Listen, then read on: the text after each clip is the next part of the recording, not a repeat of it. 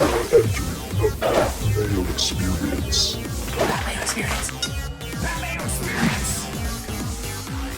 Mayo Experience. Experience.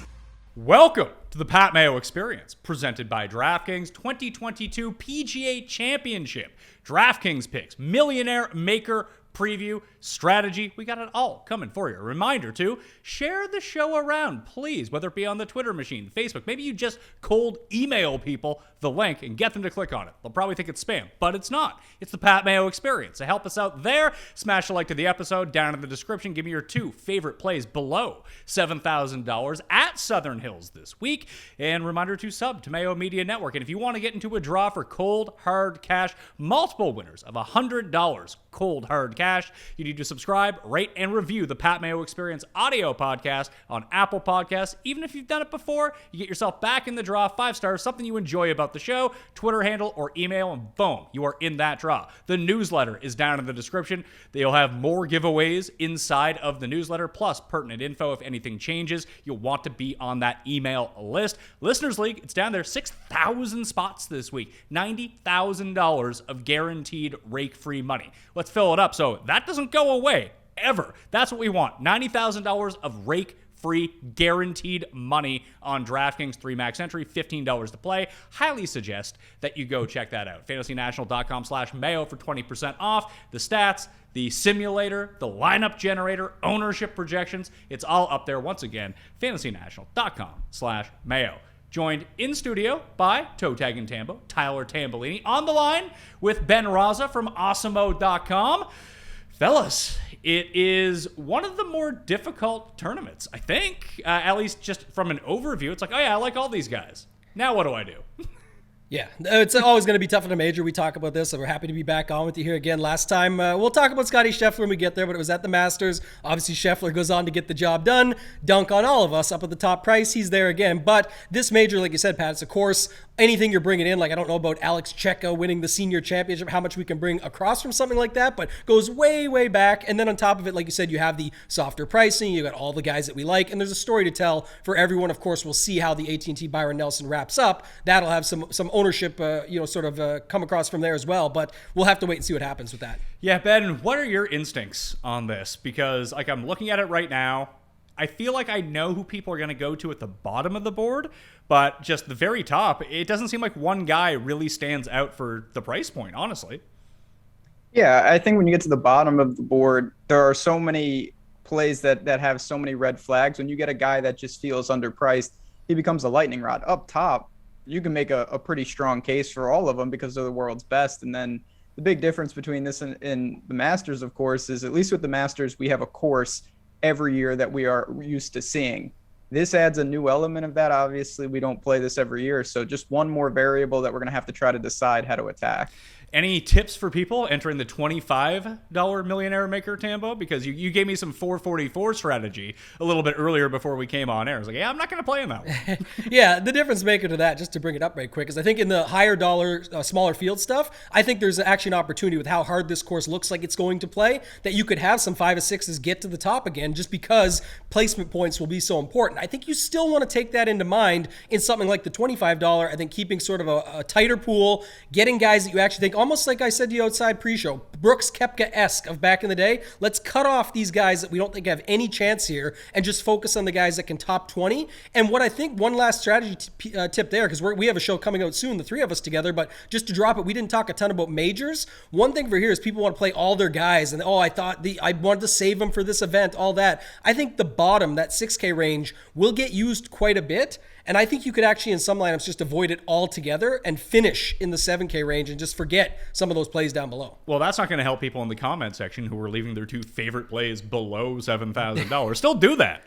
by the way. Ben, do you tell yourself a story about the lineups that you want to go through here? I know that you like to skill stack, put all the short hitters with short hitters, best long iron players with long iron players, bombers with bombers. But for this, I just did the show with Troy Martin that came out on Saturday morning. He did the yardage books for Southern Hills. He caddied for Stephen Ames at the Senior PGA Championship a year ago, and I got his take on it. He thinks it's going to be really hard. I think it's going to be really hard. Tambo thinks it's going to be really hard.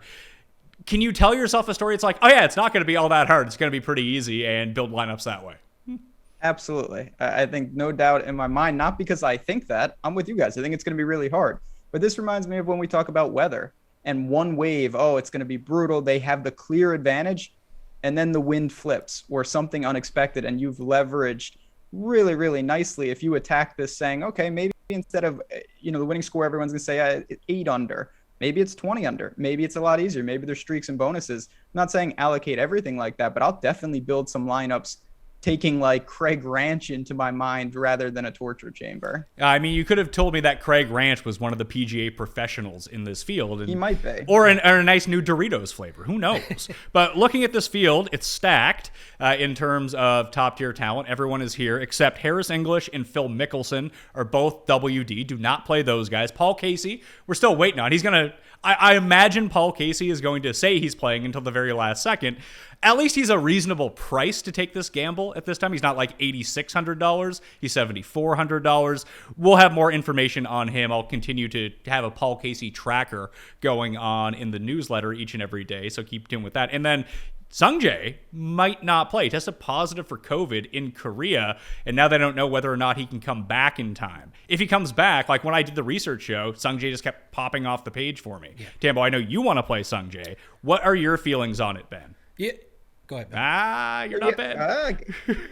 I mean, my feelings are, anytime there's a narrative around a guy when we have a lot of unknowns, it's usually if you can stomach it and you can find a path, it's pretty interesting. So if we get word that he's in the country, that would be step one. I'll have some interest. He's next to a player we're surely going to be talking about in the pricing, but Sungjae, a lot of things look like positives when you see this setup. Okay. There are 20, I believe, PGA professionals in the field. Let's just scratch. There's like the old dudes at the Masters. Let's just cross those guys off. Maybe 1 or 2 of them make the cut at best. But I think that changes. It doesn't necessarily change the strategy, but it's not as difficult theoretically to get all your players 6 of 6 through the cut line at the PGA Champion versus something like the US Open, where it's top 60 in ties. And even the amateurs, like some of those guys are live. Like they're not bad players. And the US Open is so difficult that it just takes a bit of putt luck sometimes to sneak a guy through, where these guys are basically dead in the water, it feels like. Yeah, definitely here. Like, I don't even care. Like I said, even if 1 or 2 of these guys come through, it just doesn't matter to me. Just cancel them. I don't imagine it's going to be on a winning lineup. We did just see Rich Strike win the Kentucky Derby. Ben loves that stuff, I know. And you have crazy things happen. We had Phil Mickelson win here last year. Obviously, he's not in the field this year, like you said, but I'm not going to play for that. I'm going to go in with my own strategy, which is just eliminate those guys completely. It's funny, Ben. Well, I mean, we did the Kentucky Derby preview show. May have done it a bit early before the horse that was actually won was in the actual field for the race. That wasn't the best look for us, but hey, it's not like we're giving out winners all the time anyway. So our guy came in second, I think, though, Ben, didn't he? Oh, he came in second. We had you gave Rich Strike is so bad, they're not even running him in the Preakness because they just don't want to get embarrassed. I'm not going to go on a horse tangent, but I will say Epicenter and Rich Strike raced in the same race once before, and Epicenter beat him by 33 lanes. So that tells you all you need to know there. But yeah, I don't think we're going to be seeing a repeat of that in this tournament, but you never know. If Phil can win, anyone can win. Well, it's funny to look back through the previous 10 champions of the PGA Championship, because you have Phil won at like 500 to 1 or wherever the hell he was last year. Jimmy Walker was like 200 to 1 the year that he beat Jason Day. Keegan was a huge deep odds the year that he ended up winning. But other than that, it's like one of the favorites ends up winning. So I think you kind of have to go with who are the favorites and not try to play this weird long shot game, because it feels like all the long shots that people like this week are all going to be exactly the same long shots. So what do we do with that? Let's just start there. We're going to have these chalky guys in the 7Ks and even in the 6Ks, I'm guessing. Do you just avoid them, or is Cameron Young just a great play, so play him? Yeah, mostly avoid them myself personally, just because, like I said, I think there's just so many other guys. Like, for example, Cameron Young, Fantasy National, you talked to him, it's going to pop everywhere that you look. He makes sense. The guy is an incredible talent. What can you say bad about him when what you've watched him do this season already? But when you go into the price, and this is where I just don't get it some weeks, where people just get so attached to something like Fleetwood, Keegan Bradley, Casey if you want to stomach it, Woodland's down below, above, Fitzpatrick, Answer, Webster. Like, these are other good golfers. Not saying they all are, but like Finau is right above him. There's definitely other guys that you can go to that can beat this guy out. So if he's going to be 15 to 20%, I think you can just move off it, especially in something like the $25, which you asked about earlier. I think that's an easy decision. Yeah, what's your strategy here, Ben, when it comes to these guys down at the bottom? Obviously, in higher stakes, it might mean a little bit less, but in the lower stakes, when you're competing against 100,000 people, you probably don't want to play a 23% $7,600 Cam Young, right? I mean, I think that when you deploy him, you want to play him with something that's pretty aggressive elsewhere. So if you have a guy maybe up top or particularly in that same range that you think is going to be really low owned, you think that he's got a chance to win or really do damage, well, getting Cam Young on your team doesn't really hurt you because you've already leveraged a little bit. But where you run into problems, and Tambo summed this up really good on our Masters show, is when you have only one out in terms of your leverage. You're competing with hundreds of 1v1s, and you usually get boxed out that way. So I will be careful with the ownership. I don't think you just cross those guys off, but in high, top-heavy tournaments like the Millie, you want to be really careful when you do, in fact, use them. Let's jump into the pricing on DraftKings. We got Scotty Scheffler as the highest priced player. He and Jon Rahm are betting favorites, co-betting favorites at this tournament. Rahm is second in the pricing at $11,200. JT 10-7, Morikawa 10-4, Rory $10,000 even. Despite looking at the skill sets needed for this course and what you really need to do to be able to grind out a victory is what we think is going on, obviously my heart lies with one guy, as it always does, and I'm guessing he probably comes in the lowest owned of this group, and it's Collin Morikawa. Always for me. Yeah. I figured you would say that much. Like I said, I don't hate that. I think obviously we've got a PGA Championship in himself there in Collin Morikawa of recent, so I think that's a guy that you can go to get a little bit lower ownership in this range. And then we always have the debate because it seems like today, Pat, that Justin Thomas will be popular no matter what. Not only is he cruising along as we speak in the Byron Nelson, but people are sort of like, this is his. He's already got a PGA Championship in the past. This would be a good setup. He's finally coming back around. You've got Morikawa right below him. They go arm in arm when we talk about ball striking, total game, tee to green in general, and what I think you'll need here. So that could be a pretty good pivot. I think the bigger debate is always going to be up top. Last time, like Ben had mentioned earlier, the Masters show we did together, we all sat here and pretty much said Scotty Scheffler, if he burns us, he burns, at least Ben and I did. And sure enough, he did burn us. He was at the top. Here, it's going to be a little bit tougher to decide because if you think about a grinded out tough, like those courses are Jon Rahm, but Scotty Scheffler's been playing and he's the best in the world right now. So where do you go with that? That I do not know, because it finally seems, Ben, like Scheffler is going to be more owned than Rahm. Maybe that switches throughout the course of the week as more people talk about it. It's like, oh, Jon Rahm coming in at low ownership. And then all of a sudden he's like the highest owned guy. Like that's feasible, or at least higher than Scheffler. But right now, like Morikawa and Rahm do seem not necessarily the two left out, because that's not the case. Mm-hmm. But compared to Scheffler, Thomas, and even Rory, I do think that those guys come in significantly less. Yeah, I'd agree. And here we go. Last time we did the show, you took me as the little snippet saying, if you see Scotty Scheffler at the top, you won't be seeing my lineups. I'm asking you not to do that here because I'll say once again, if Scotty Scheffler wins, you will not be seeing my lineups at the top. If Rahm is less owned than him, I don't know how I don't make that pivot more often than not. I know that Scheffler's playing the best in the world. He's been unbelievable. He's got connections to all this. But man, a little discount in ownership and price to some of the world's best, it's hard for me to pass that up. Is there a world where you're just building with two of these guys? Because you mentioned like a balanced lineup, no one below $7,000 could be a nice way to differentiate yourself here and really pad that lineup. As you said, you need to find the guys that, I mean, not know we're going to come inside the top 20. Obviously, we don't know. Right. If we knew that, we'd all be a lot richer, put it that way. Yes. But at least the ones in your mind that you can get yourself there, and maybe it's just so much easier thinking like, oh, Lowry, Berger, Neiman, like those type of guys, like three of those guys in a lineup with, hell, Dustin Johnson or Xander at their price point, like that can work and still be above $7,000. Or is it like, hey, I want Morikawa and Rory?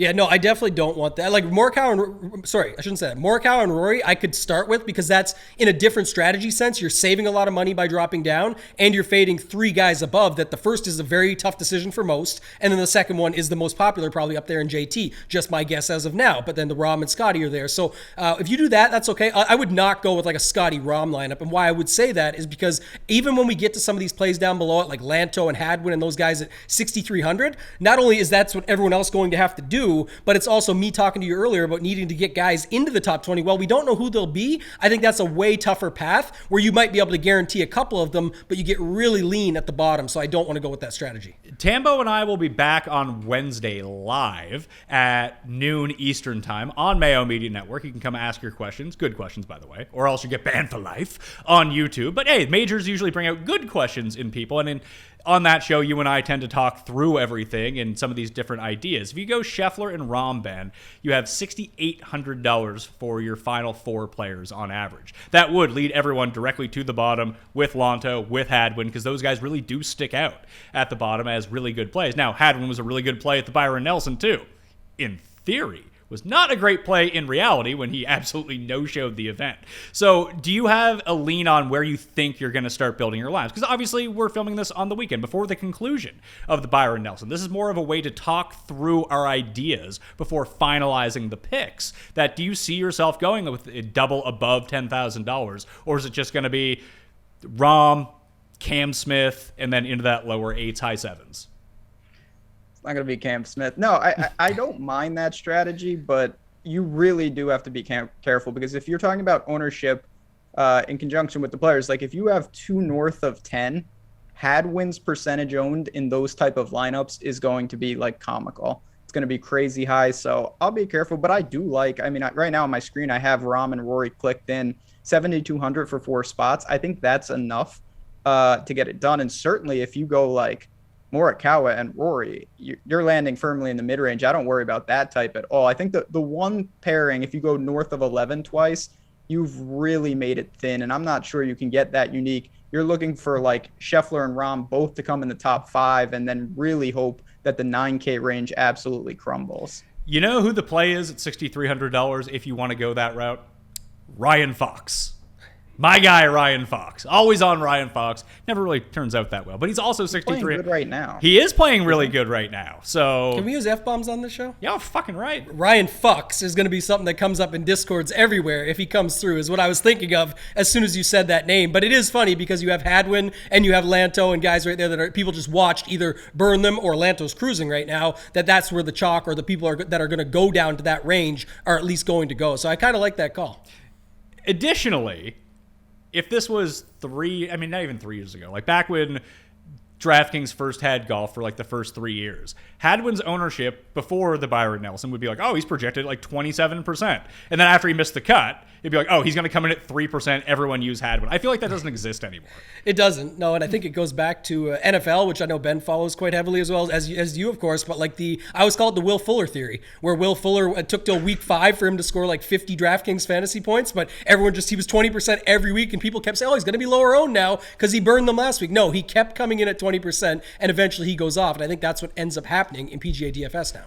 The worry for me with Morikawa is obviously going to be the worry that I have with a few of the other guys that I do like this week, that it does seem like around the green, having touch is going to be really critical at this course because the greens are tiny and you're going to have a lot of runoff areas, and they're not going to be necessarily like little chips from just off the green. Like you're going to be rolling back like 50 yards and have a lot. I actually threw into the model 75 to 100 specifically for that, just to say, hey, like if these guys do, they spin it too much, spins off the green, they're going to be quite a ways back trying to get it up and down from that range. And we know how horrendous Morikawa can be around the green. We're going to have Hovland in that sense. We're going to have Kokrak in that sense. But where this is not a traditional type of course where, hey, it's nestled up in the rough, you're like 4 yards up, you need to get it up and down, would that lead you more towards him in terms of like, I don't care about that? Because I don't care about that. I've seen him do enough on these big stages. And if it is going to be like a runoff area, I mean, he just came inside the top 5 at the Masters. It's not like the Open Championship has traditional rough. It's either you're pitching it off like a fairway complex, but there's a ton of here, or you're in like the fescue and like you're fucked anyway. Like there's no real difference there. Do you think that's going to be a contributing factor to people making picks, Ben, where it's like, oh, I can't use this guy. His around the green game sucks. Therefore, he has no chance here. So again, I think that's where when you see a course that no one's seen, this is where those narratives get out of control. That may very well be true, and I am worried about that, but I'll just embrace it on certain lineups. Like I think that Morikawa and Hovland together is a really good idea, because say that everyone's wrong and around the green is super simple. Well, if we knew that, Morikawa and Hovland might be my top 2 picks in this whole thing. So why not pair them together on certain lineups? and see. And yeah, I mean, I strokes gained fescue is not a thing. So I'm with you there. I would go the reverse on that. I think that around the green might be so hard at this course that it just neutralizes? that it kind of neutralizes a little bit. Like then it becomes a putting contest from 8 feet, where Morikawa and Hovland might lead themselves 12 feet, where normally the other guy would leave themselves like a foot and a tap in, that those guys might be having to drain 5 to 8 footers the entire week, and then it can normalize that way. That would be sort of the angle that I would take from it. Because like Morikawa was fine around the greens at Riviera. Yeah. He was fine around the greens at Harding Park. He was fine around the greens at the Open Championship at the Masters. It's just he's not consistent. It's like his putting. Like he might show up and lose 8 strokes putting. It's completely plausible. He could gain 8 though.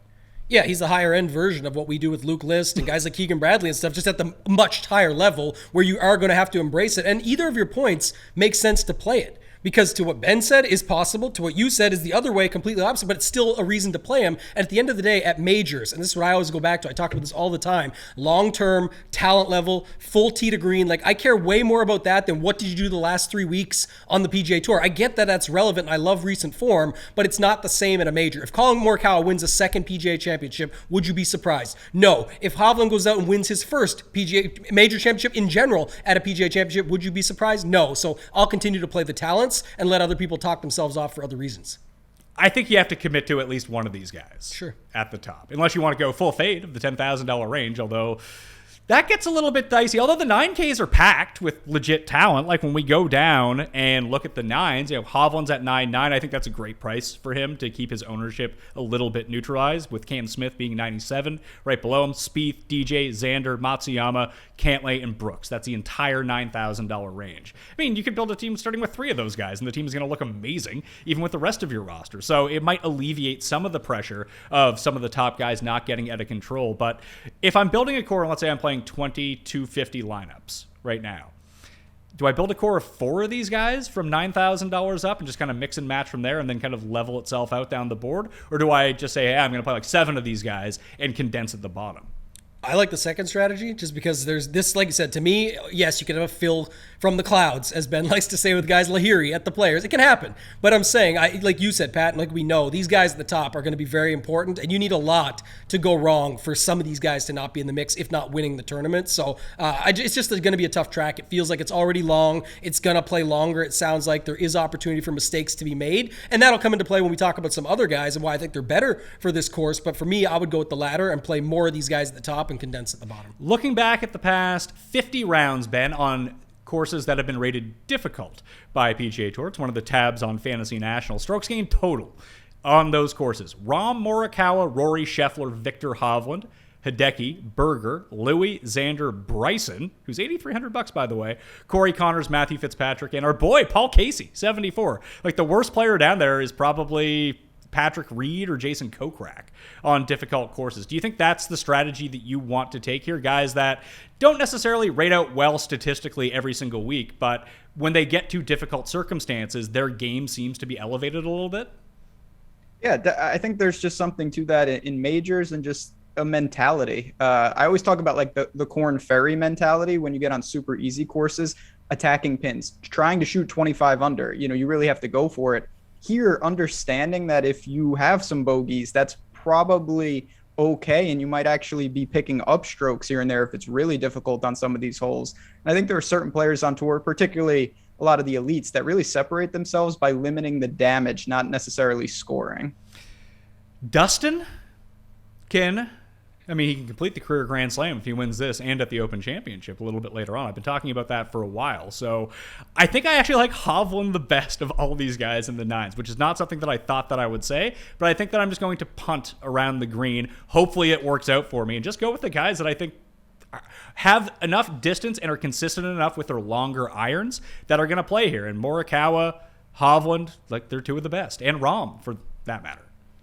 Yeah, I'm with you on the Hovland side of things, at least. I definitely like the guys above. Like we didn't talk a lot about Rory. I like Rory more than Hovland, even if ownership comes into play. I just definitely like his game better for here. He showed out Wells Fargo, slow start, ends up coming back. We saw that round at the Masters, sort of get it together, not make the mistakes down the stretch of that final round. So I'm good there, but I don't hate Hovland. I don't like a lot of this next setup, as at least of it now, like Spieth, Smith, DJ, X to be determined. X did battle back to make the cut here at the Byron Nelson, showed a little something finally, but But that whole tournament at the Masters was pretty pathetic from him. And the guys below, I love. Like I like Hideki and I like Cantlay. We're talking full experience, tee to green, upside, top 20. Do we know? No, but could they? Absolutely. Top 10, top 5, they have it. So I like the guys at the bottom a little bit more. And I think I'm out on Brooks. See, it's not just because of the WD lately. It's just, what has he done? Like, he has done nothing. If he just shows up here and does it, he hasn't even really been the major hunter, big game hunter that we've seen in the past as of late. So he'd have to show me something, I think. And there's guys in the 8K range I like more than him as well. Yeah, what are you going to do with the 9s, Ben? Like I said, Hovland, DJ are the two that really stick out. But like, if you wanted to talk me into a Magic Beans lineup of Cameron Smith and Jordan Spieth, I can get behind that. I mean, that makes sense to me here. Yeah, again, I mean, that their skill set around the green could separate. For me, I mean, partly going to be savings based, but I think Patrick Cantlay's game is most fit in terms of the variables we could see on the course. He kind of gains everywhere. He's not, he has this one glaring issue. He's just that kind of player. So I don't really worry about course fit with him. It seems to travel no matter where, and he is the lowest owned of the entire range. The guy that I've always struggled with, and I'm struggling to wonder how he only made one birdie less than like Sandy Lyle, is Xander. I don't understand what he's doing. Then he wins the Zurich with Cantlay. He barely makes the cut. It's just all over the map. But I do think his game sets up pretty well from what I've seen with this course. So Cantlay and Xander are two that I actually have interest in here. Could you start your teams with them? I think it's a little thin. I mean, that's a lot of, you're fading like the 10 guys with amongst the highest win equity. Maybe on a lineup or two, but that would not be I would be very comfortable starting with like Hovland and DJ types. I think if you go lower than that, it's a little tough, but if you go mega balanced and you think that the 6s are just awful, that would be the way to gain the leverage there. Don't use a 6K guy. Just trying to think through the construction that I want to go with at the top. I'm not with you, Ben, on Scotty Scheffler. I could see myself just being, you know what? Just embrace it. Let's go with it. Like, it continues to work. Why am I not doing this? Why am I playing against the odds that it's not working? And maybe that price eventually keeps him down. Let's say he ends up struggling a little bit or doesn't care on the weekend at Byron Nelson, that all of a sudden Scheffler's back down to like 12%. Doesn't that make him a pretty appealing play at that point? Certainly, that was the big, at the Masters that I think is different. He wasn't popular. Everyone knew he was overpriced, and then you really got paid off. If he's popular, I know it's uncomfortable and it feels terrible when you just look and the guy just torches you. It's going to be tough. Now, if everyone does like you said, the triple reverse, and now Rahm is popular, I'm not saying it's impossible for me to get to Scheffler, but I don't see myself getting overweight against the field, given that I do think he's going to be popular. Interesting. What do you think the best build is up here? I think starting at the top.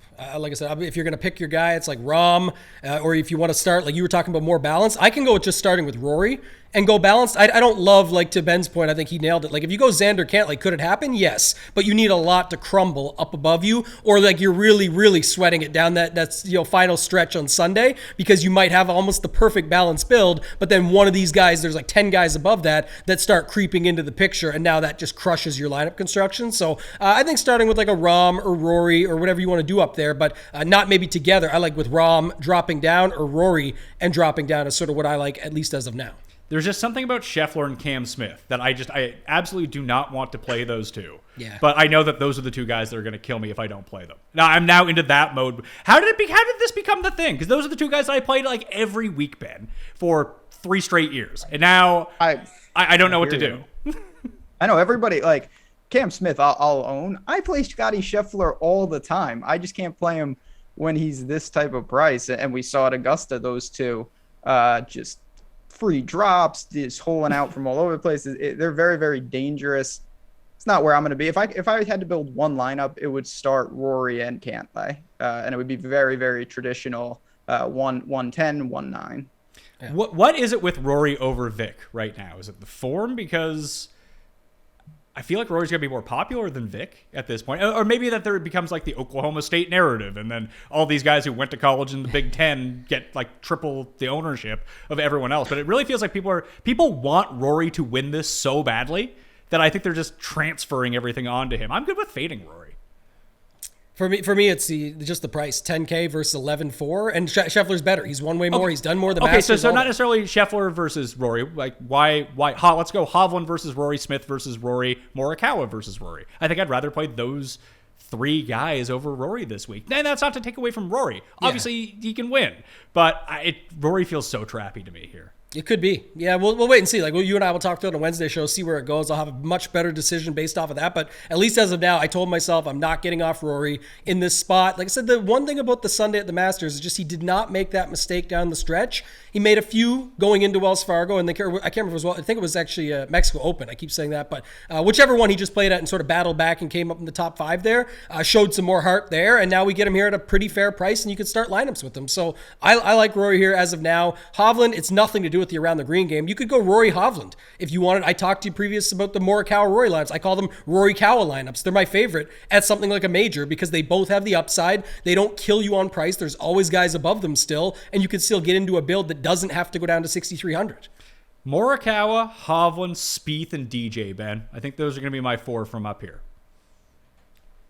Yeah, I mean, it's a vast different type of player there because DJ's the wild card. He's one I'm not exactly sure, and he hasn't looked great at Byron Nelson. Not that I really care about that. It's been kind of an uneventful year, but he's playing a lot of technical tracks, and you're playing Players, Valspar, Heritage, sandwiched around the Masters. So I'm fine with Dustin Johnson, and I think for me with Rory, it's just you never want to say floor with golf because any of these guys can miss the cut, but it seems like Rory more often than not, he's the king of salvaging in some. And I know you play him to win, but a lot of times someone else carries the torch, and then you just want your other guys to climb that board. Now, I trust Rory a lot more to backdoor a top 5 or a top 10 than a guy like Hovland if he doesn't, in fact, have his A+ stuff. I can completely see that. I think we are going to get an ownership discount on Hovland versus Rory, though. Like, I don't.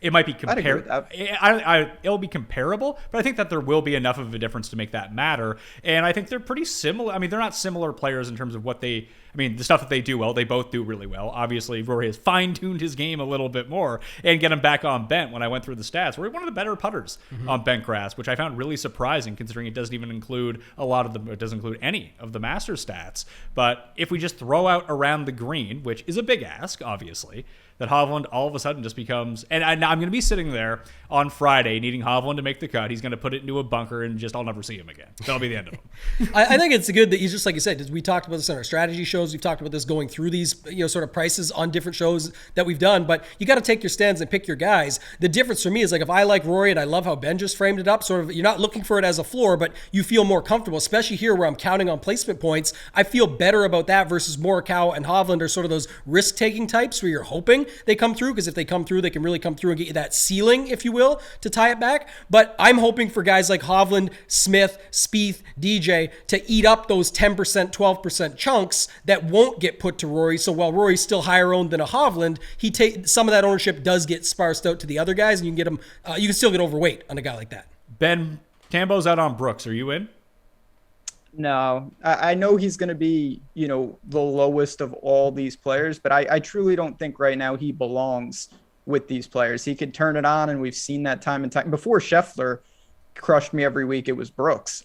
So I know that feeling as well, but he's just shown nothing right now. And there's 5-6 guys north and below his price that I'd rather play.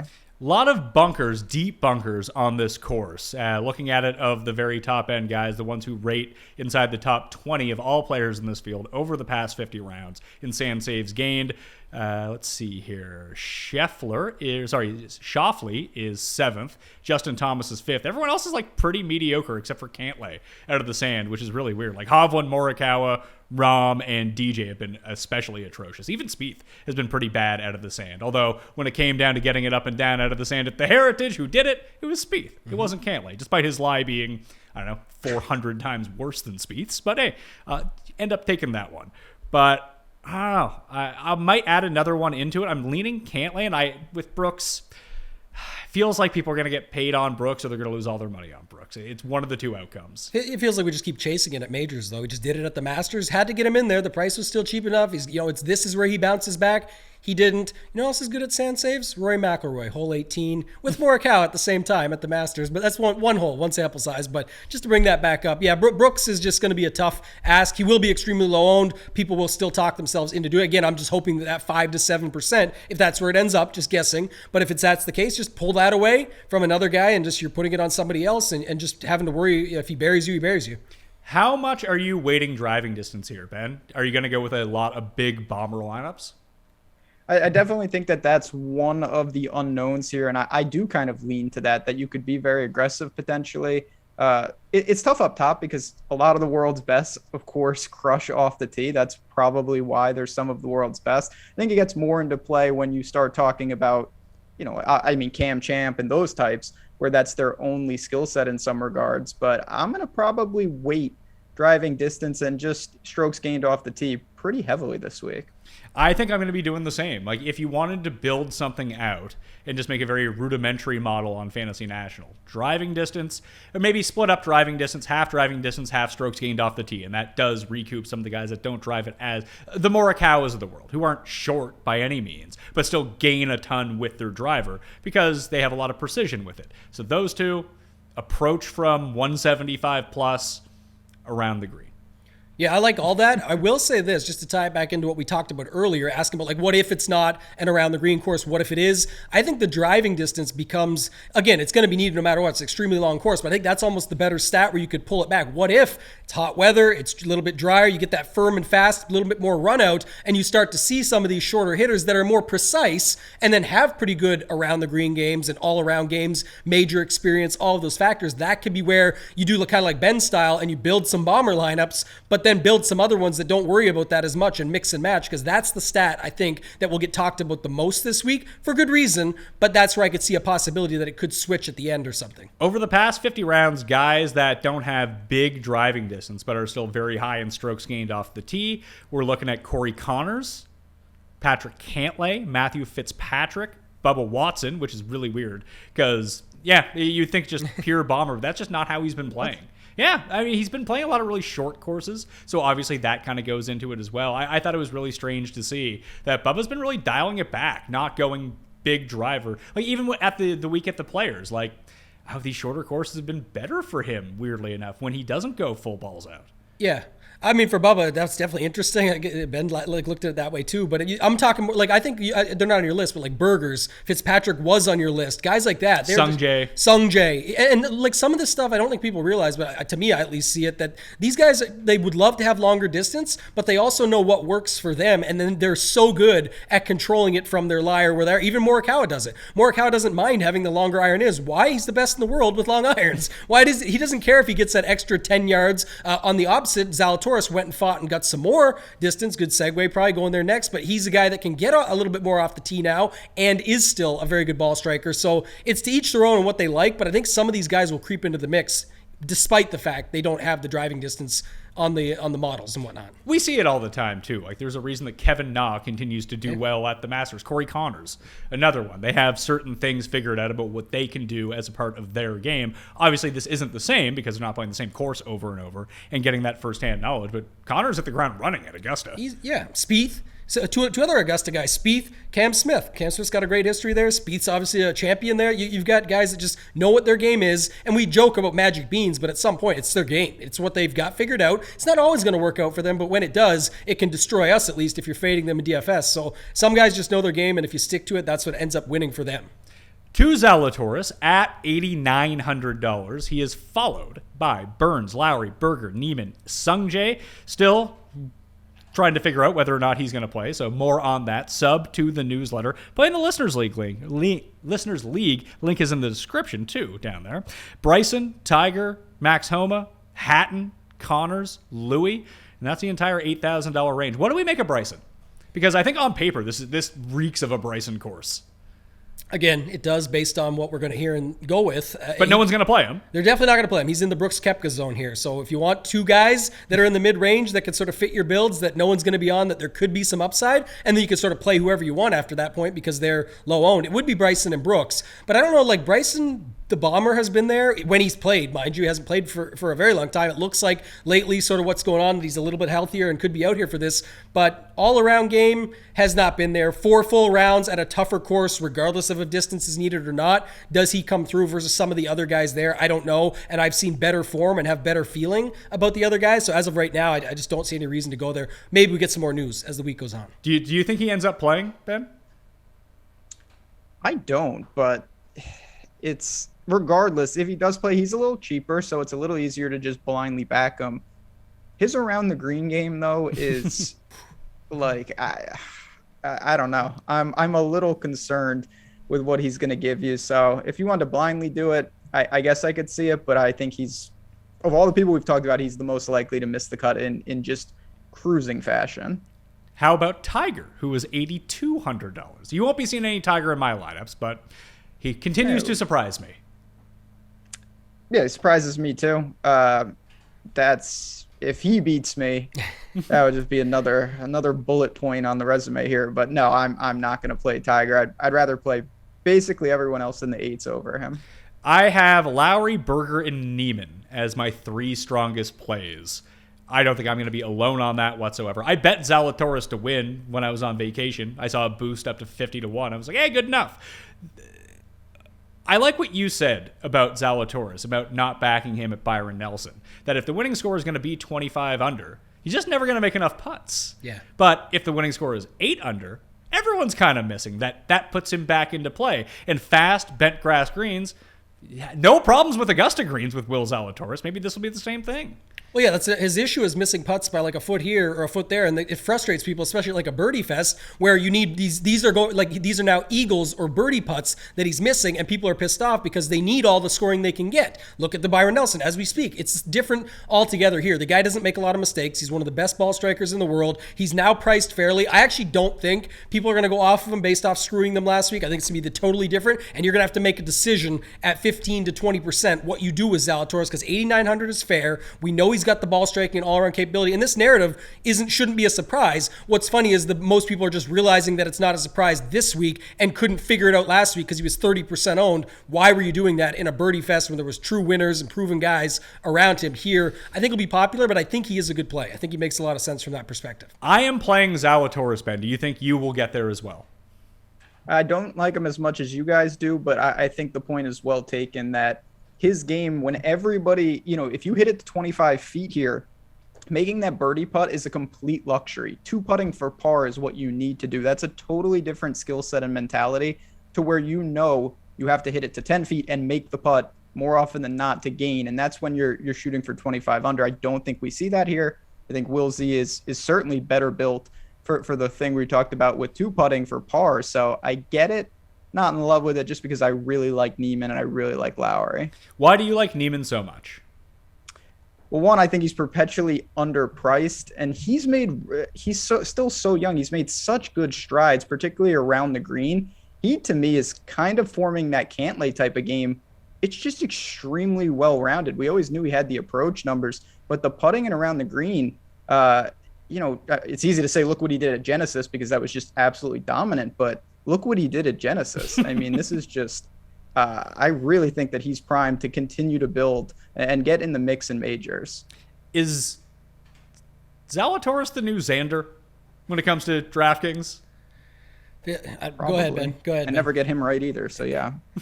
I feel good about him. I honestly do. I feel like I get him often because it's just kind of, you got to think of what you're going up against. And here, like I said, it's just so much different when he's priced in with these guys. And at that price, he could be your third guy in, no problem. Even with you could have a Rory, Cantlay, Zalatoris lineup and still have plenty of money left over without having to completely punt. And that's 3 guys that you could definitely see coming in the top 5 with one of them being the winner. And you can probably even get a 4th in there. I will say this though, Pat, we'll finalize on Wednesday.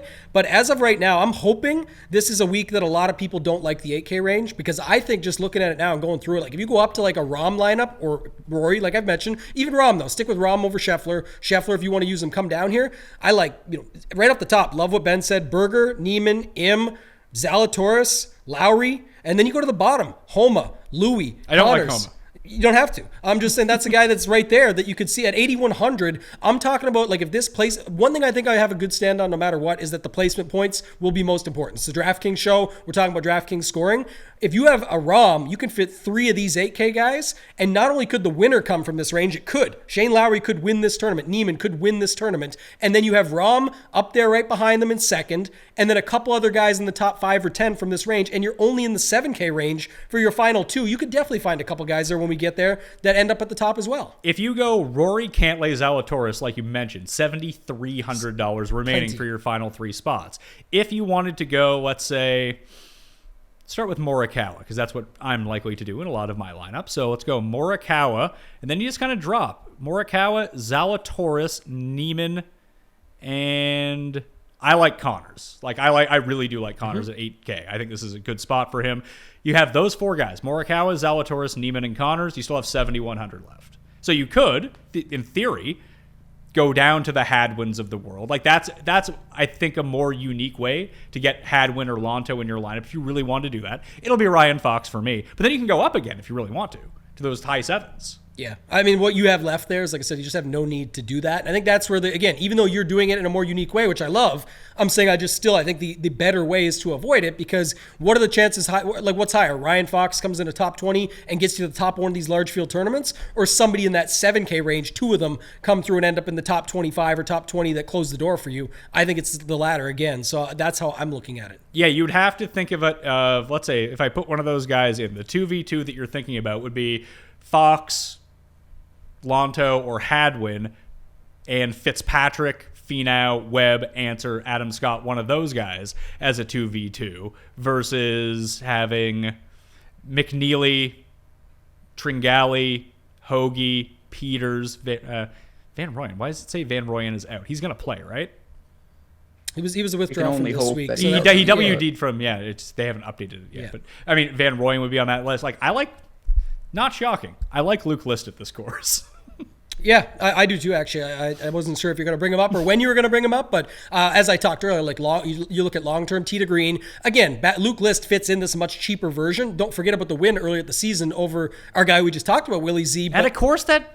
Long, tough course, man. And then on top of it, again, what's the frustrations with Luke List from daily fantasy players? Oh, he just missed another one. He had a 5-footer for birdie and he missed it. That's okay. Yes, we still want that birdie, of course. I don't want him missing 5-footers for birdie. What I'm saying is you're forgetting that he's right there on the dance floor every time, and these pars are going to play and move on. He doesn't make a lot of triples and just explode and disappear from a tournament. He normally misses the short ones that matter and is not up there in a 20-under type of tournament for you. Of the 8K guys, Ben, I think that Bryson will most definitely be the lowest owned of the bunch. Who do you think is the second lowest owned? Is it Hatton or is it Tiger? Yeah, I was going to say Hatton, but it's going to be amongst them. And I'm not totally against going to Hatton. He does most of his best work in Florida, and the game just really hasn't been overly consistent. It's kind of a whack-a-mole situation. So if he's really low owned, maybe I look, but I prefer most of the guys right below him or above him. Hatton coming in second, 13th, 21st. Nope, that is not true. I had the wrong thing in. 37th, 26th, 52nd, 21st, 13th, second. So he's making cuts. I don't want to say that he's a lock to make the cut, but he is that sort of, even when you watch him, he's pissed off, he's swearing the entire time. He does grind out a lot of tournaments for people. For a guy who's constantly, it seems like he's out of it a lot of the time, he will rally back for you. He's like Rory in that way. Yeah, it would definitely be Rory light to that point. But at the same time, this is where, again, I think people make this mistake, and I hope they do because I'm playing against them, competing. And I think I'm not looking to squeeze out that cut or have that guy grind back to 40th for me after he makes cut. Can Hatton do more? Of course. I'm just saying in general, people are going to look for safety and made cuts. You actually can see at some of these tougher tournaments and majors where 6-6s go backwards because the 2 guys that you have to the 5-6. I don't know if it's going to be that high. I don't think we're talking about a windy day on the coast at an Open Championship hard here. Yeah, we don't know that, but I'm saying even still, even if it is easy enough and 6-6 is likely required, especially in large field stuff, it is. My point is more that people just think this 46th or 51st is going to get it done because they made the cut for you. That's not true. You need especially if guys around him, which I think this range is packed with them, end up with top 20s. Hatton doesn't matter. Like guys this past week, if Zalatoris made that cut on Friday for them, they're like, yes, I got my 6-6. Zalatoris is 10 strokes as of right now behind Neiman and behind guys that were at the same price as him. Do you understand how the opportunity cost? like, you still have to have him have a crazy weekend even after that. The hope is there, but it's not always going to be the case. So I'm looking for more upside in that sense. Thinking about it from a statistical standpoint, Ben, like driving distance, I think is going to be a prevailing narrative this week. That's going to put more ownership at the lower end, I think, on guys that just bomb it out there and do anything else well. Cam Young, Cam Champ, those type of guys. Keith Mitchell. Yeah, it's going to be a tiebreaker for sure. Absolutely. And I think that's right. That's the route that people should want to go. But I do think that you can kind of twist it another way. Like one of the reasons why I like Colin Morikawa. You put a ball on the fairway from 207, like I trust Morikawa to get it pretty close versus a lot of other guys. Hatton does a lot of the similar type of things. Like he tends to play really well at hard courses overall, but like his scrambling is really good. He plays deep par threes really, really well. His putting is overall very good. His approach from over 200 yards, really good. Very good out of the sand. Like he does those little things really well that I kind of see him as the better version of what we all think Brennan Grace is, if that makes any sense. I see that. I guess maybe I'm just and listen, I think he will grow out of this and he's starting to do it. He's just been really disappointing on the biggest stages, which are typically some of the hardest courses. I know Augusta, it seems like he's never going to like it, and he didn't even talk about giving up on the weekend. Was not grinding there, but I see what you're saying with his ability to score in tough conditions. He just hasn't shown up a ton yet in majors, much like Homa. So maybe they do take a step this week. So yeah, he's had 2 top 10s at the PGA Championship in his career already, so that's not horrible. 2 top 10s at the Open Championship, which you would probably hope for. At the U.S. Open, he has 1 top 10. It's just he comes with, it seems like, and Homa's going to be the exact same way here. And the only reason I continue to harp on Hatton, I think that Homa v. Hatton is going to be a decision that a lot of people come down to this week. Or maybe it ends up being Homa versus Connors, because that's probably a more popular play. But Homa's going to be like 5 times his own. No, probably not 5 times. 3 times his own as Hatton. With the group we have here and doing the show right now, and all those names mentioned, one is not coming up, and I'm very surprised. Oh, Saudi Tour Louis? Yeah, like whatever we're just saying about Hatton, Louis is better. All of those things. He's made all the same cuts. His majors are what, third, second, and that was last year. Maybe he's not the same guy, but again, we're not going to worry about what have you done for me the last 3 months. It's basically the same as what Hatton's done with potential for more upside. He's the guy that does not have the driving distance, but has the complete game and all around. And what if he finds the putter and the putter's just a little bit better for him? We won't know till we see it, but at 8,000, I think he's extremely fair price. And maybe now is the time where people are off Louis and onto these guys like Homa. Got to get some Tiger Woods shares. Oh, Bryson, it's a Bombers track and he's going to be low owned. Put some there, and you could just put it in to a guy like Louis. And I love your call on Connors, but you can play both of them. They're both right there. I'm playing Connors of the Bryson Woods, Homa, Hatton, Connors, Louis tier, Ben. Connors is probably the only one I'll end up playing and going to, but I don't think, there's a nice sell job, an SJ from Tambo on Louis, but I don't think you needed the SJ, did you? No, definitely not. Listen, it's Louis. Like, you got to survive the Wednesday cut, which means is he going to play? If you do that, then you got to survive the Friday cut. And there's no doubt. The guy's he's been runner-up at every major and the Players. Like, he could have just like an insane resume with a couple of breaks. So what's there to say? I don't read much into any of his form, because when he gets to the biggest tournaments, if he's feeling it, he can turn it on. And at flat 8 and not a lot of ownership, it's always an easy buy. You just have to be prepared for absolute disaster. Looking at it right now, so on Fantasy National, as we're recording this, only 370 lineups have been generated. There's going to be 50,000 lineups generated by the time that Wednesday evening comes along. But initial leans on a lot of this stuff is, what are people's first thing? And that's what we're doing here. We're not finalizing our picks. We're seeing what we want to do, how our builds end up working. But I can tell you right now, Xander Schauffele, and of course this is before he goes on his run, and people haven't generated lineups since, only came out in 2% of those lineups that were generated so far. Brooks, 1.6%. Sungjae, 2%, because we don't know if he's playing or not. But it seemed like people still have interest in Sungjae. Everyone else is in the double digits. And then we go 0% Bryson, 0% Tiger, 0% Hatton, 0% Louis, Ben. Yeah, and I get it. People don't want to deal. What do those guys have in common? There's glaring issues. Are they going to play? Are they hurt? A lot of unknowns. And it's particularly for people, and I get it. If you're only playing a couple lineups, do you really want to click Paul Casey and just have no chance? It's very scary. But if you can stomach it at times, it can make the difference if you get it right. And it's very clear Homa and Connors are the two plays down here. I think that's going to be obvious to everyone, right? Yeah, I think that's what they're going to do. And like I said, if you just look at the range, though, that's where you can definitely get different with a guy like Louis. Maybe Connors is better than Homa, to your point. I think that's a good call. Louis right there, though. And then I think just going above, though, like I said, you talked a little bit about it up top, but even getting off, if you don't want to play Zalatoris and you're not with us, you still have Burns, Lowry, Berger, Neiman, Im, if he plays. These are real life guys that can definitely top 5 and could win. Okay, let's rank those guys. Everyone's favorite part of the major championship shows. Rank these players. Because I'm going to have a tough time leaving these guys off my list. I like Zalatoris, I like Burns, Lowry, Berger, and Neiman, and Sungjae. Those 6 guys, all back-to-back. Can't play them all.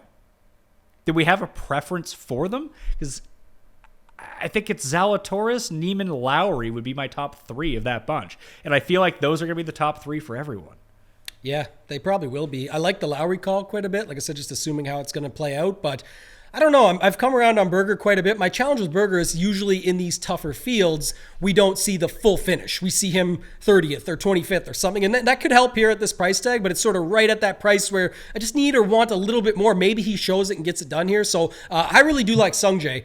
Probably the most, actually, if he plays. Not just because he's the cheapest of the 6 you mentioned, but if he plays, I think his all-around stats, and I think he's underpriced. I think, again, the only thing he won't have or show up on your paper is the driving distance. These 2 par 5s are already a tougher reach as we start, and I think he's the guy that's almost like not a Morikawa level yet, but before Morikawa even came out, all the Tour pros were out there saying, like, this guy strikes the ball like no other. With Sungjae, we know it now. He's won on tour. You go back and look at it. He's going to have a chance here now at this price tag. Go out, place it where he needs to, get it up tight. He's got the complete all-around game, and he's only 8,400. So hopefully he plays. If not, I'm with you on sort of the Lowry, Zalatoris, and then probably Berger, Neiman, and Burns would come in after for me. Where do you go with it, Ben? Neiman would be it would be Neiman and Lowry, and then I think you could make a case for a lot of these guys. Sungjae, of course, pending he's playing, would probably be my third, but to me, Neiman and Lowry have kind of separated from the rest of the range. Okay. Let's go into the 7s. Matt Fitzpatrick is right up there. Don't know how people are going to feel about him solely because I think that Homa and or Connors is going to be the one to generate all the buzz in this range. That do we get a break on Fitz? Because I would really like Fitz at this course. I hope so. I think both those guys right there, actually, Finau and Fitz, the double F, Finau. at the just underneath, right? They're just 2 guys that I think have the potential. Could you see a leaderboard on Sunday? Maybe not with them as the winner. That might be a stretch, but with those 2 in the top 5, I think you could. So at 7,900, maybe you skip the Connors, Louis, Homa type decision and just drop down to these 2. But I like Fitz. I think he could come out and get the job done. We didn't talk about what you think the final score is going to be. That'll be subjective all week. We'll get it tighter by Wednesday once we hear -9 things. But I felt like that. I felt like sort of -10. Look, equipment, guys, just in general, everyone's better now. So we always say something and it can go a little lower. But even if it's like 12 under and somehow gets there 13 or something, I don't feel bad about playing a guy like Fitz. Even if he does have to grind it back on Sunday to get to that top 5, he still feels very fair at 7,900. Ben, do you want to play Cameron Young? Not really. Good player. The only time we've seen any problems is when he's really stepped up in competition, the players in the Masters. He's just an absolutely dominating force off the tee. Not opposed to playing him, but I like Fleetwood. And then I have certainly a GPP pivot in the same range in my man Mark Leishman, who I also really like. Yeah, Leishman, the shine is off old Malk coming into this. But this is the sort of track where he ends up playing pretty well. Could be a bit windy. Like he generally plays well at Augusta. We've seen him play well at the Farmers, like these long, hard courses. It's weird when you look at the places where Leishman plays well, it's a lot of the same places Patrick Reed has historically played well. And I think there's something to that because both of them work in and out of trouble nicely at times. When Leishman won at the Farmers, he hit like 0 greens, 0 fairways, and he still worked in and out. So a lot of risk. He's not playing great, but I think this is the range where somebody's going to emerge in contention. I think you could get a winner from here. Unlikely winner, but a winner nonetheless. So in terms of overall ownership, I'm thinking of the 7Ks. Fitz, Finau, Cam Young, Keegan. Those are probably the 4, right? Henley a little bit. People still like him. Shot rubs off on Russell Henley at the moment. But pops a lot in the models, so I think that could lead to it. What about Gooch, 7,400, or Woodland, 73? Those guys are A little bit on the mind. I don't know. Did Gooch make the cut at Byron Nelson? He did not. He did not? Was he popular? I was kind of out on DraftKings last week. Somewhat. Not as we had the other guys in the upper tiers, and I think he was 8,600 there, but he still was, at least a little bit popular. I don't think any of these guys make enough of a difference to me. Like, oh, you got to play that guy over that guy, this guy over this guy. That I'll eat Mad McNeely and Luke List. Yeah, I was just going to say, too, in this range, especially at a major with the softer pricing and everything, how it sets up, these are actually very good golfers throughout this range. It's not like we're deciding between Corn Ferry Tour guys, so the ownership always does get a little bit more dispersed, and you can just make your decision based off of that. Anybody that's coming in 15% plus, to me, at least in large field, is an easy pivot because who cares? Yeah, they could burn me, and if they do, they do, but there's real-life golfers around them that I think can actually go on, and to Ben's point, even at the top, could be a surprise winner, and I like the Leishman call because you mentioned like Leishman and Reed. I think it goes really well with your earlier point of guys with good mental state, not making a lot of mistakes, the harder courses. The reason is because they know that they're probably not going to make a million birdies, so they're just going to try and not make a bogey, and they know how their game sets up well. They stick with it for 4 days. And you when you never hit fairways and you're constantly putting yourself in difficult positions at easy places, it gives you good practice for these difficult courses. Correct. That's not to be overlooked here. I'm going to play Matthew Wolfben because I'm a sucker. I don't know if he'll try to putt out of a bunker this time, but I think on paper, what he does well is, we saw the flash at Potomac for that one round. It was like, oh my God, it's happening. And then it completely washed away again. But if he can just capture something here, he's played well in PGA Championships and US Opens before. He's a difficult evaluation because when I think of him, I think of 25 under. But you mentioned a couple data points to tell you otherwise. So it's going to be an ownership play. If people saw, Byron Nelson and said, okay, it was just an outlier a couple weeks ago for that flash and I have no interest, maybe I'll look. But if any interest is there, I'll go to Sergio or Henley and these types right below him. Woodland would be my preference of those guys in that range. If it's not going to be Wolf, I think that, again, when he played really well, was it Bellerive? He played really well the year that Brooks won, and Tiger had the huge crowd with the gallery. Adam Scott is another one in this range that I think that does a lot of good. I think it's not that I don't like the chalky guys like Keegan or Cam Young. It's just I don't think that they're that much different than the other guys, so why do it? Yeah, couldn't agree more with you. That's what I was saying earlier. Anybody that's going to just get it for no reason here, it's for no reason. And why I say that is because, like I said, there's just other guys there. Ben mentioned some. Scott, Fleetwood, Sergio I like Ben had mentioned. You mentioned List earlier. All these guys are in play and to me are basically the same dude. So I have no problem going to them. Woodland, who you brought up, I'm not with you on Wolf. No one's going to be with me on Wolf. Yeah, he sucks. Yeah, I don't care about the outlier. And if he does pop, he pops. It's 4 full days. You don't got your 4 par 5s here to lean on or anything that you can just sort of find that upside with some of the guys around him. If he does it, he does it. But and then Casey, who we didn't talk about, but I've been playing him at all these withdrawals, just my 15%. I don't go and complain about it after. You should complain on Twitter to change the rules of DraftKings PGA, although it's illegal to. I feel like people need to know that. The reason that there isn't late swap in DraftKings PGA or any individual sport on DraftKings or DFS sites is that it's against DFS law. The way that it's written, that's the only way that this can be legal. And frankly, I don't know how legal it is to begin with. And that was sort of the discussion at the time that this is how we're going to push it through. It's something to treat it as like each round is a separate event, right? And that way it can be kind of counted as a team sport. Like it's really weird. No, you just said that was the point. You had to correct me on it. I've been wrong on this before, and you had to text me. You're like, "Chill, dude. It's not. You don't want to go too far with this because here's why." And I was like, "Thank you," because I actually didn't know. Now trying to help others understand and just inform them because they ask for it every day. It would just be easy to do this. It's not. You can't. And I know what it was because when it went back to it, the reason you get to play Showdown Golf right now, which we all love, free shows Thursday and Friday night, Mayo Media Network. Nice plug. Good plug. RunPureSports.com. Hey, put it in there too. Let's go. But I will say that the reason you have those events is because the furthest they could take it down from going from a full event to an individual sport event was rounds 1, 2, 3, and 4. They can't take it down to tee times for you and call every single group a separate event. And that's where the challenge lies. And then there's ownership factors, knowing the ownership before it comes out, all these other things that they can't do. So as of now, they can't. And I'll say this, I don't know Ben's opinion. I'm curious actually, now we got on the tangent, but if you want to make it, like a lot of people are saying this, let's just make it 7 golfers like it used to be. I think it was Fantasy Draft or something back in the day. And we'll drop a score. I think you'll be changing your tune on that when you see some of the guys that do this full time and play professionally that we now get to not have to make our 1v1? That is the number one thing that I try to explain, because the people who Yeah. get upset aren't the pros. It's not you. It's not Ben. It's not anyone that I see. I think people get frustrated by it. For sure. 100%. And I empathize with that. It sucks when your guy fucking Money's withdraws. money. You don't want to lose money, of sucks. course. And it's happened to me enough times, because these are like, man, I play Siwoo Kim. He hasn't WD'd in a while, but he went through a stretch where I'm playing him every week and just, oh yeah, it's a WD. Fantastic news. I'm dead this week. But you want to give you an advantage, Ben an advantage. I mean, hell, how would Osimo treat this, Ben?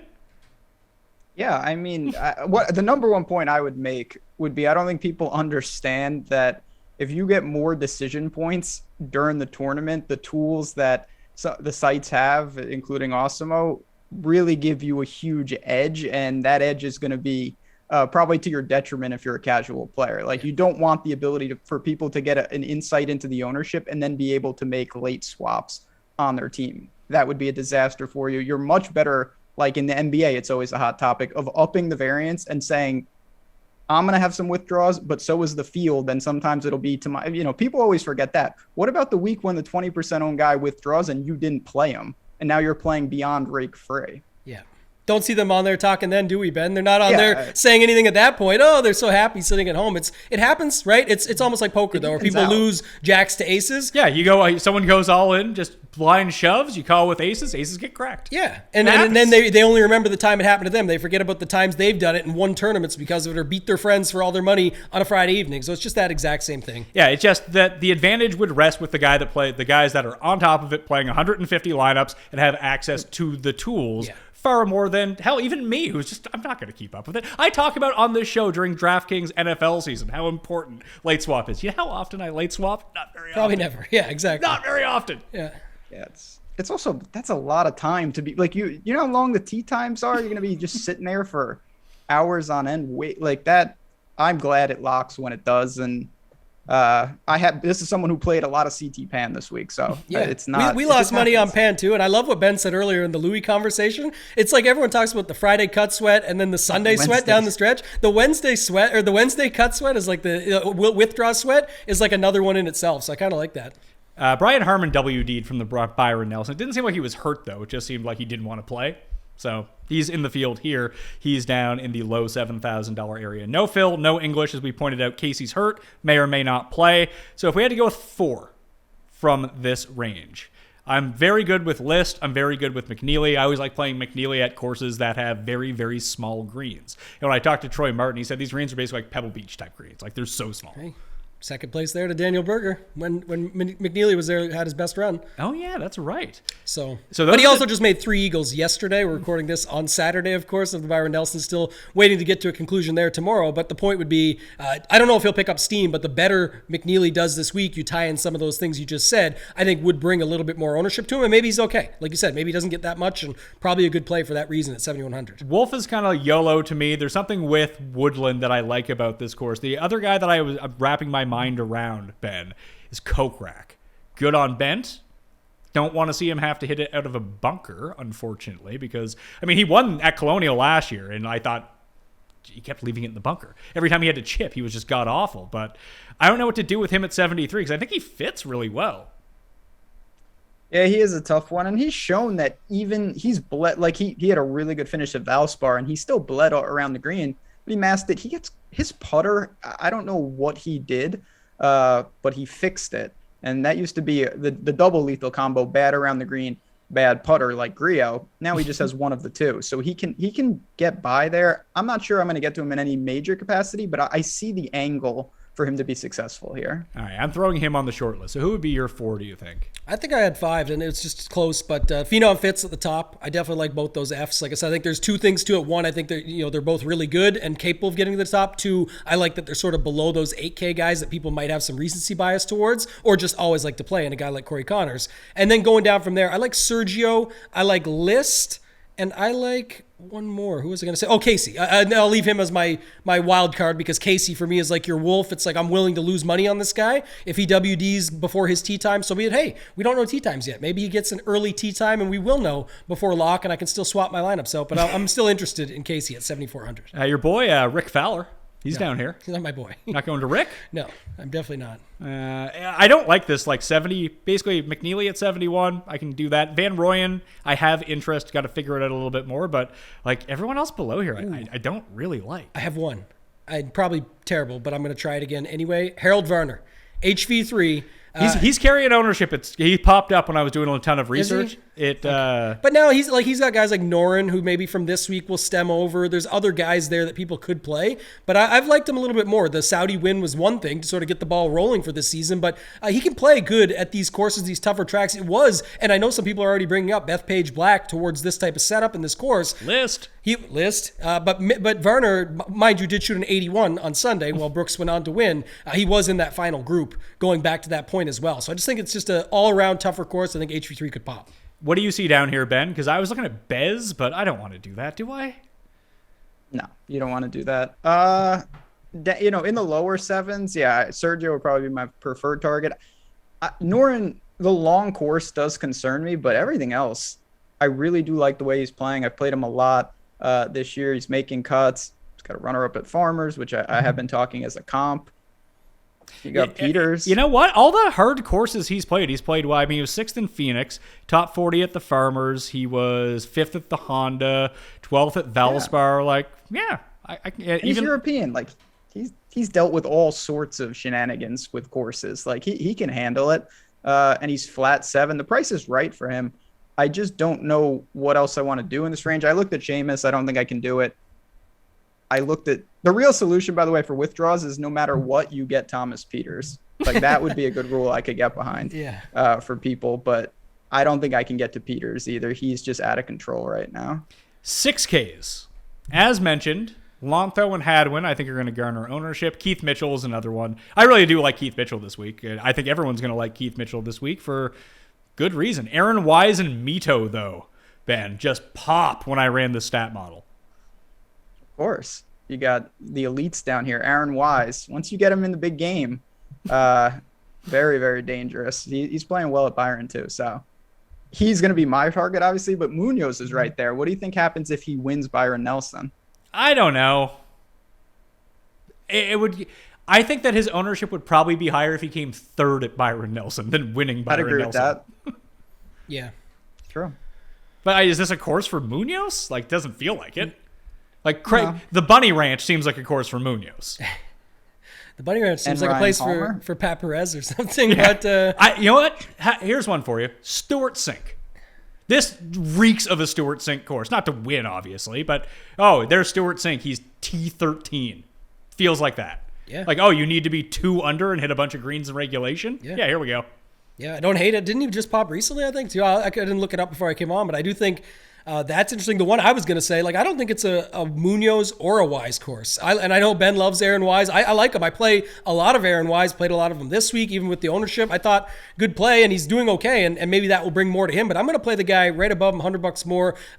Talent that not as many people will go to, as much as his name will get mentioned, won't get clicked, is Bobby Mack, Robert McIntyre. I like Bobby. Been great in majors. He's long off the tee, doesn't make a lot of mistakes. We want him at something that's like a 10 under type, in my opinion. So I think it's more interesting to go to someone like him, where even though he'll get brought up throughout the week and you'll hear people mention him, he won't cross into like double-digit ownership like some of these other guys will. And I think, again, can Wise do it? Sure. Could Munoz? They can. These guys are good talents, which we expect to see at a PGA Championship down here. But it reminds you of this past week. I have no idea why people thought Adam Hadwin would be good at a course with 4 par 5s. It was his recent form, but that's not what this course was. And now we're flipping it. And now I want the course. I want a guy, again, it doesn't need to be a 3 under grind. I'm saying, like you just mentioned with Sink, the younger version could be Bobby Mack. I like a guy like him at 6,900. I feel like the slightly younger version, Ben, is our guy Bernd Wiesberger. He's $6,600. Mac Hughes is there too. Now, not playing great, old Mac Hughes. But this is just the type of course where it's like, he doesn't fit this whatsoever. T3. No doubt. I mean, you compare him with Cam Smith and Spieth. Yeah, feel the burn is there. My man Henrik Stenson. No, pass. Yeah, it's got to be a pass. Like we got Laurie Cantor, Higo, Horsfield. Like we have a bunch of these Euro players that are here. Min Woo, Artie Arness, that he just won. Yeah. Ooh. Is it? Adri Arnaus, who won Arnaus. over the DP Tour World Championship, one of the events a couple weeks ago. Cam Davis. Dick Bland. Yeah, Cam Davis and Ryan Fox, I do like. Yeah, I like the Cam Davis call. Could definitely go back there again if you talk about a tiebreaker on distance, but he has other capability. Cam Davis is going to be very volatile, but he can get the around the green game cooking for you. He can do some of that stuff that can still make a run at it. And then just to go down and comment one last thing, like the Adam Hadwin versus Lanto thing, it's what I just said earlier. Like, flip it. I hope people play less Hadwin and more Lanto because Lanto's crushing this week at the course I would expect him to crush at versus Hadwin makes way more. Like Hadwin was good at the Players, Valspar, courses that are going to be, again, not comparable from a course perspective, but the type of tournament, the types of field strength, all of those factors, and the price is there. I don't know if you have to go down there. We've mentioned enough guys above and just plenty of them in the sevens, but I do think that would be a little bit more interesting if you were going to go all the way down. Question for the crowd. What does Davis Riley do well? And how does he keep having top finishes? Very good. I can't figure it out. Everything, all around game. I think it's, again, people just sleeping on him like they don't know him as well. You and I have talked on the Wednesday shows plenty of times where you almost need to give him a skill bump to make him pop and stuff, because most people that are looking and comparing ownership projections to how good the guys are in the range for a pivot, they don't put him there, but it's because the books take in money and don't care. But he basically plays, he's roommates with Willie Zalatoris. He's played with them at the team event. They go out for, weekday rounds with Tony Romo and play golf for big money, all that stuff. The guy is very talented. I know Josh Perry of the Action Network, he just loves Davis Riley. He's talked about him forever. All-around skill set, complete game. In 2 of his past 4 starts, he's gained at least 7 strokes putting. Mm-hmm. Yeah, that helps. I mean, if he doesn't do that, forget it. So I'm not playing Davis Riley. He's a mega talent. There's no doubt, but I think that you could get. I'd rather play Horsfield right below him if I had to. I don't know about that. Horsfield's contending right now as we speak. I know he started slow this morning in round 3, but he's up at the top near the top in the Soudal or whatever it was called. The one in Belgium? Yeah. Yeah, he's in the mix. That's a noted comp course for this, obviously.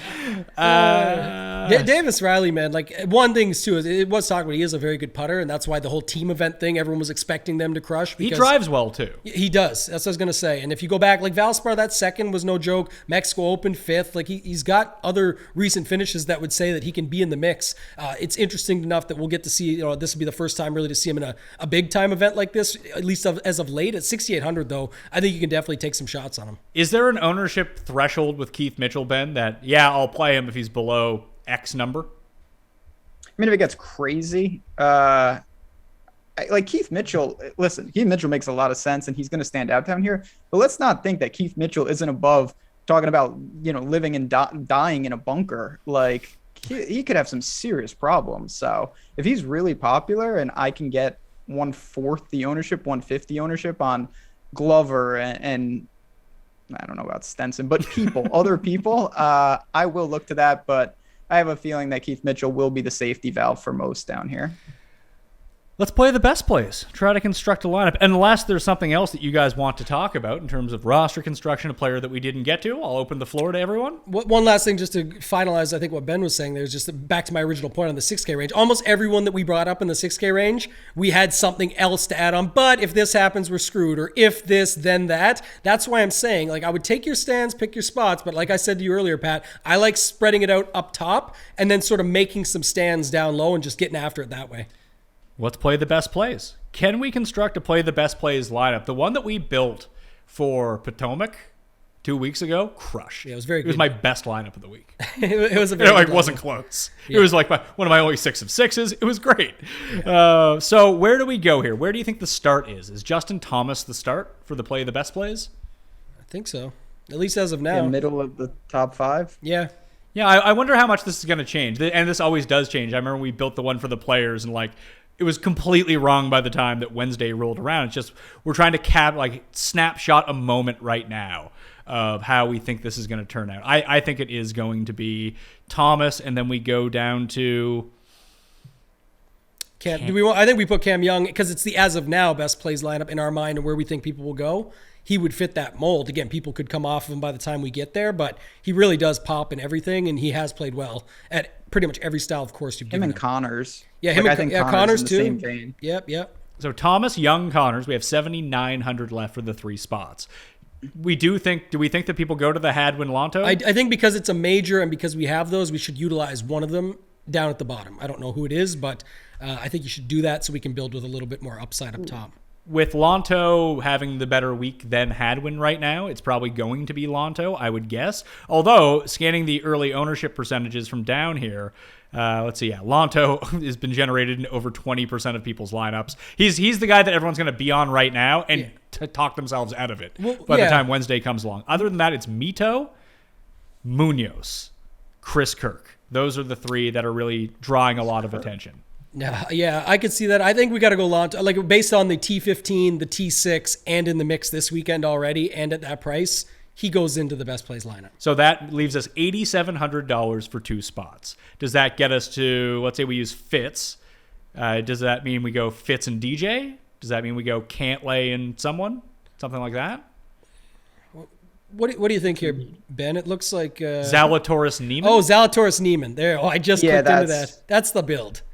That's actually a good build. That's actually, it's not bad. I like it. I don't like Lonto. Just put in Ryan Fox. She'll be fine. There you go. Do you think, and obviously not for this lineup, but while I was scrolling down to the depths, do you think anyone, including you, are going to play Tom Kim or whatever this dude's name is at 63? Ju Young Kim, and goes by Tom Kim, and he's having himself a tournament as we speak. Remember, he really is. Do you remember when we all bet on Tom Kim at like the Fortnite 2 years ago? Yeah, and then the books didn't know what his name was, and they blamed it on that when they cut the tickets off. Yeah. I believe that's what it was. Didn't we get him like 400 to 1? I think it was like 1,000. It was something huge insane. with each ways, and then they popped us down to something stupid like 40, and we're like, oh, we'll just take what we can get at this point. But I have no idea. Listen, he's having a run at the Byron Nelson right now. That's great. Maybe he plays easy courses really well. Maybe he plays hard courses really well. I mean, your boy 4chan is probably the better Kim to go with down there, right? I mean, if Bio Kim was here, he is here. Bio Kim is in the field. He's 6,100. In this field. What? Yeah. he just won off too. Suspension. Yeah. Didn't he win recently? What was the dude's name that had the insane swing? Oh, now that guy. He's the guy gone. with like the twirling swing. Yeah. No, he's certainly not here. I forgot. I don't even know what I would Google to remember him until I try and look Crazy that up. swing. I feel like Aaron Rodgers was connected to this. Patty Harrington, 6,100. He's having a good week on the Champions Tour right now. Yeah, a lot of these guys were mentioning. Ho-Sung Cho. That's right. Yeah. Okay. Does this? I don't know why DraftKings give me an error. Says this best plays lineup is exceeding the salary limit, but it doesn't look like it. So let me try to enter it.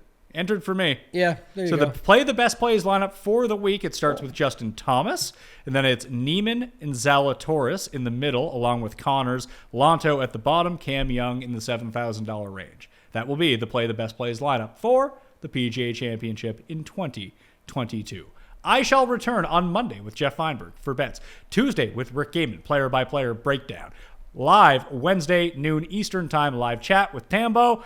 And then we're off to the races. More info in the newsletter. More info on DraftKingsNation.com for cheat sheets and write-ups and everything like that. Stats and tools, fantasynational.com/Mayo. Link is in the description for the Listeners League. Let's fill that up. Ben, what do you got going on this week?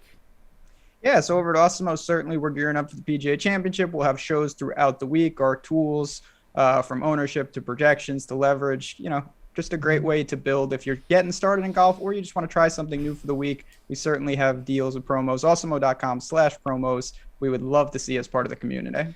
Tambo, runpuresports.com, obviously back on Wednesday. Did you know that if you subscribe, rate, and review 5 stars on Apple Podcasts and leave your Twitter handle or email in said review, that you, sir, can be in a draw for $100, multiple $100 giveaways. Me? You. Wow. And you out there, the people, can do that too. So I would say go take advantage of that. But you'll be back on Mayo Media Network Monday night with Kenny. I assume Kenny's back this week. Yep. For a full breakdown, the Fantasy Golf Degenerates, and then Showdown. You got a lot going on. Yeah, we got a lot going on. You mentioned it, Run Pure Sports, Mayo Media Network. We'll have all the shows out. Kenny and I are actually going to record Sunday evening, so we'll come out a little bit earlier with the larger-than-life Listener League, not as large as the Pat Mayo Listener League, which you guys should all get in. I've already got my 3 entries in there. I'll be back with the Run Pure Sports Premium Show on Wednesday, myself and Big T with Uncle T. Big T's on a heater right now, so if you aren't over at Run Pure Sports... When isn't Big T on a heater? I don't know. That's a good question, but right now especially, I think it's like 250K or something over the last month, so want to get in there. If you want to use promo code code DEGEN50,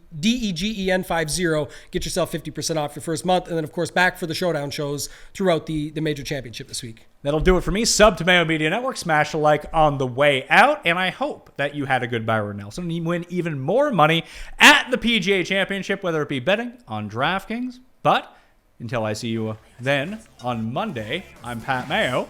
I'll see you next time. Pat Mayo Experience! Experience!